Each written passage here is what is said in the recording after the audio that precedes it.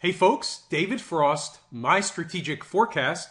You're here for another episode of Common Sense Market Analysis. Today is Wednesday, January 18, 2017. We're looking at a daily chart of the SPY or SPDR, which is the proxy for the S&P 500. As you can see, it's pretty clear what happened today. They closed the market above 226.59. That happened in the last 30 minutes of the trading day. We'll take a look at that in a second. They also tested, once again, the 20-period moving average. We continue to go sideways. This is about the 10th day in and around this number at 226.59. Over the last 10 sessions, we've hit this number every single day and traded around it. The market is going to break one way or the other, and it's going to happen within the next 7 trading days. So it's obvious on the upside what happens. We can break upward out of this bullish pattern. That's what it is. It's a bullish pattern. And if the market continues higher and breaks these highs here, which on the SPDR is 227.75, then the market is going to test the $230 level. I know it's not much farther away from where that breakout would be, but those are the numbers. We can't argue with the numbers. It's just been in a narrow range for quite a long time. The market is coiled up and it's going to make a move. On the downside, which gets a little bit more complicated, the bearish case really gets underway or begins to pick up steam if the market closes first hourly below and then daily below the 226 level. That's what we're going to use for current time right now, a daily pivot point. So now we have a point of reference. The red line at 226 will be our daily pivot line in the sand. Below it, the market turns bearish. Above it, above 226.59, the market is bullish. And the bear case could really get underway if by chance, somehow, for some reason, we got below 224.66 on a closing basis. That would bring into play 219.56, 220 area in pretty rapid fashion. So I'm not sure that that's all going to happen, but I do think we'll get a correction at this point in time. We're due for a correction. We generally get some kind of a January correction. I'm not necessarily saying that this shimmy down on the end at the end of the year was it. So we've basically had no January correction. We generally get one. So we'll see what happens over the next couple of days. We do have currently options expiration is this week, and we've had an uncharacteristically quiet market. And that being the case, what follows quiet markets is always more volatility. And that's what we're going to see. We're going to see a pickup in volatility. Maybe we get a spike higher.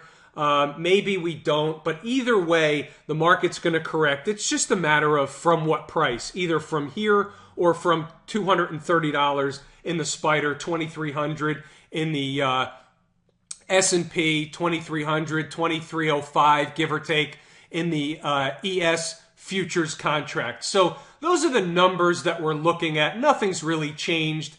And the market was so quiet today that really how could anything change? And when I mentioned before that the last half hour of the day is what caused the market to pop back over the 226.59. I mean, look at this. This is the magic hand coming out. We traded sideways all day long, right in this range, all day, and then the last 30 minutes of the day, they pop it back over 226.59. So basically, you know, you have to take that with a grain of salt. There's not much we can do with that. That's not really mounting evidence in my book. Speaking of evidence, can we see any evidence over in the IWM? And the answer is not so much. It's the same routine. When we look down at the 10-minute chart, you'll see what happened the last 30 minutes of the trading day. The market gets above the moving averages and then basically spikes higher into the close. That's the magic hand. There's nothing we can do with that. Basically, the market today, for the most part, was untradeable in terms of the S&P. There was nothing to trade. It was just back and forth in a very narrow range all day long. Interesting once again, and we've seen this before. I'll just flip over to the VIX contract real quick, and what we'll see here is a VIX that was up today almost $1 or 8%, and it was up higher earlier. So that's interesting. And you know, and I've mentioned this before, the buy zone is always down sub 11 in the VIX, even if you have to take a little heat down to 10. It's always, the buy area is always sub 11. If you're playing an ETF, you play it small because they're generally, you know, 2 and 3 times ETFs. And then if you're playing the options market, you just give yourself enough time because generally speaking, the VIX doesn't stay sub 11 for very long. As evidence, it's not me making this stuff up. You just have to look at a chart and say, how long does the VIX generally stay sub 11? And the answer is not very long. So this is just from a common sense visual perspective. So I don't know if that's going to tell us anything material, whether the VIX is up today in an anomaly. Are traders positioning themselves for a sell-off coming after the inauguration? We'll have to see, but my take is that we're going to see the move, whichever direction it is, within the next couple of days, whether it's after the inauguration or beginning tomorrow, we'll see. But the move is coming. It's just a matter of which direction, and we have pretty good numbers that we're going to know which direction is going to be the entire move. So if we start breaking to the upside, we know we're getting another 30 handles in the S&P or slightly more. And if we begin to break down below 226 on a daily chart, then we know the move down is likely on. It's just a matter of whether we can get through that additional number on the downside. And since I'm talking about it, the additional number would be 224.66. So that's what we have in the major markets. And today in the transports, not much happened. Interestingly enough, the transports finished the day at 91.40, just short of 41. Our number is 91.42. It's not a made-up number. It's actually resistant or supportive of the market. It's a very important price level. As you can see, we've been trading in and around this price level for even longer than the S&P for the 10 days that it's been trading around its price level. So all the markets have been just going sideways for a couple of weeks. It's a little frustrating, but it certainly will break through one way or the other in short order. It always does. When we look over at gold, gold broke a little bit today, finally putting in a down day.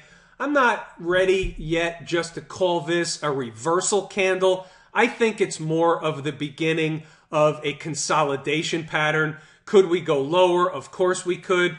Could we just shoot up higher? Of course we could. But I just don't see anything much above 1225 on the daily chart. It will be very, very difficult for gold to get up and through that level. Could get to there, but getting through there is a whole nother ball of wax. So we'll see if we chop around here for a while and put in a sideways consolidation pattern. That would begin to build the case for higher prices, but we would need much, much more time than 1 or 2 days of going sideways. So we'll see what gold has in store over the next couple of days. It'll be interesting to see what gold does when the market does make its move, and it will. Whether it's to the upside or the downside, which direction gold picks will be very interesting to find out. If the market goes up and gold sells off, or if the market goes down and gold goes higher on the perceived fear trade, making the air quotes, of course. There's really no trade in gold today on the up or the downside. The trade was from much lower prices. Many of you were in that trade, whether it was gold or GDX or both. That trade, the meat of that bone has been bitten off. And now we're looking or on the lookout for another pattern to trade, but we don't have that today. So anybody that was long gold and is still long gold on either all or a portion of the position, you should at least be taking profit or protect the position at minimum in the stop or a stop in the money at a bare minimum. And same thing goes for GDX, as you all know. Another trade setup that comes along, we could obviously take another trade, but the chart pattern is going to dictate that from this point going forward.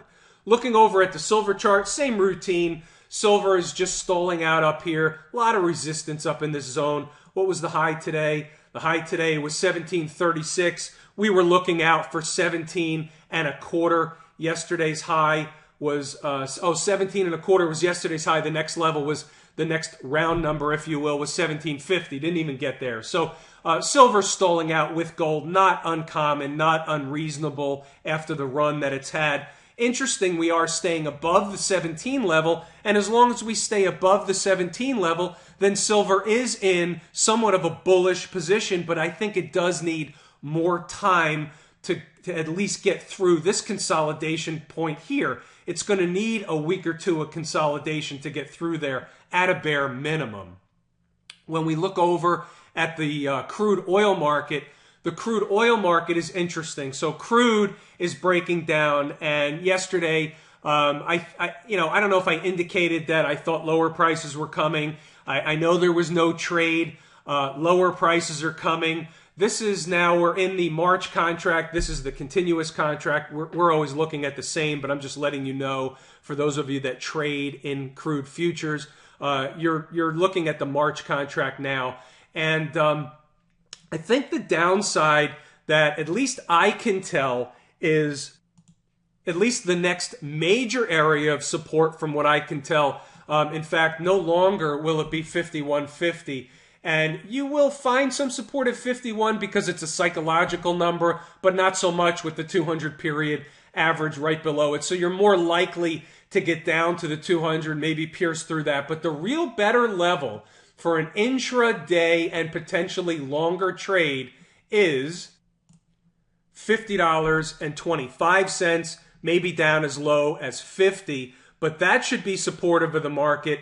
And then there's also other areas down here at 49 and 48.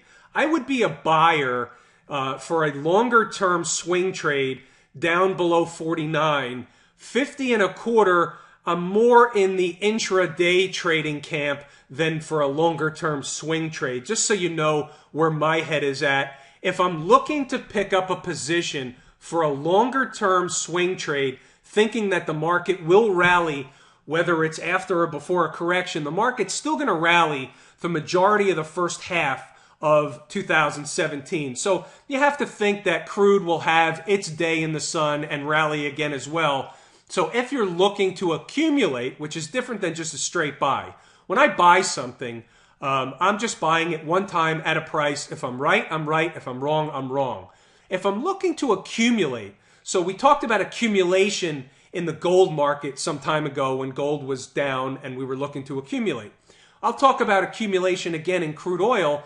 If you're looking for trade in the crude oil or the energy complex, okay, energy stocks, XLE, or crude oil itself, you could begin to accumulate around 50 and a quarter, 50, but with the complete understanding that you have to be willing to buy at 49 and 48 as well. Down below 47, and I'm probably wrong, but you have to be willing to buy at those three prices, 50, 49, and 48.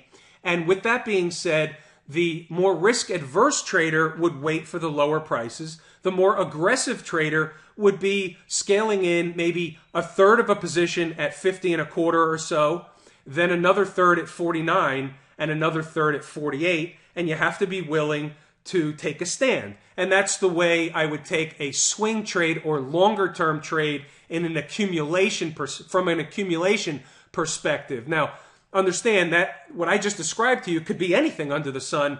It doesn't have to be crude oil. It's just how I approach a longer term trade, which I don't do very much of. I like the shorter term trades.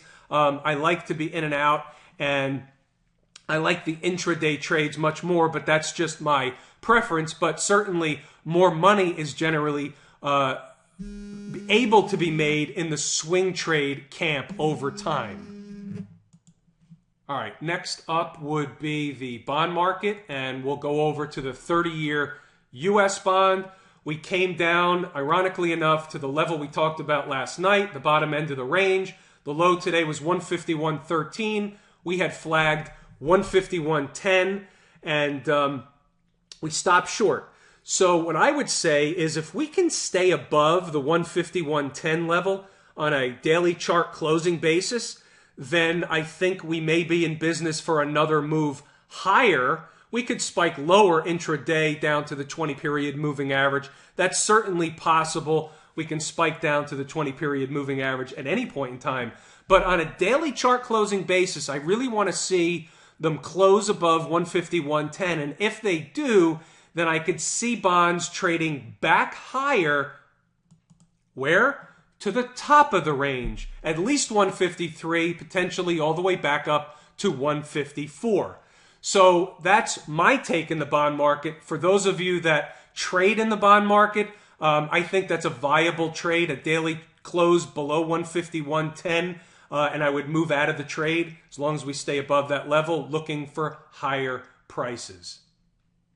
And it's interesting because my indication in the bond market for higher prices would generally coincide with lower prices in the stock market. So we'll see if those two things converge over the next several days. Seems to be that things are lining up to where a move is coming, and so whether that move in the stock market is higher or lower, I can certainly see the move coming. And I've said this a million times, you don't have to be the first person to the party. You just have to be there while everybody's having fun.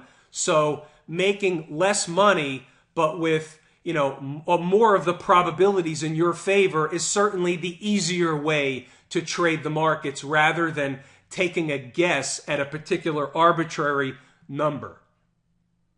And that will always remain the case.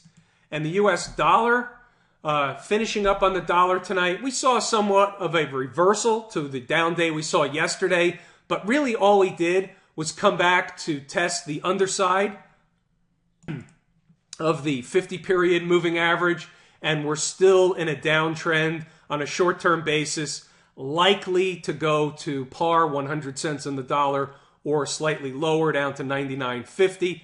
When and if that happens, I will be looking for a reversal at that point for another long trade in the dollar, and that's my take. I'm looking for lower prices in the short term. And with that, I'm going to wrap it there tonight. I'm David Frost, my strategic forecast. Thanks for tuning in for another episode of Common Sense Market Analysis.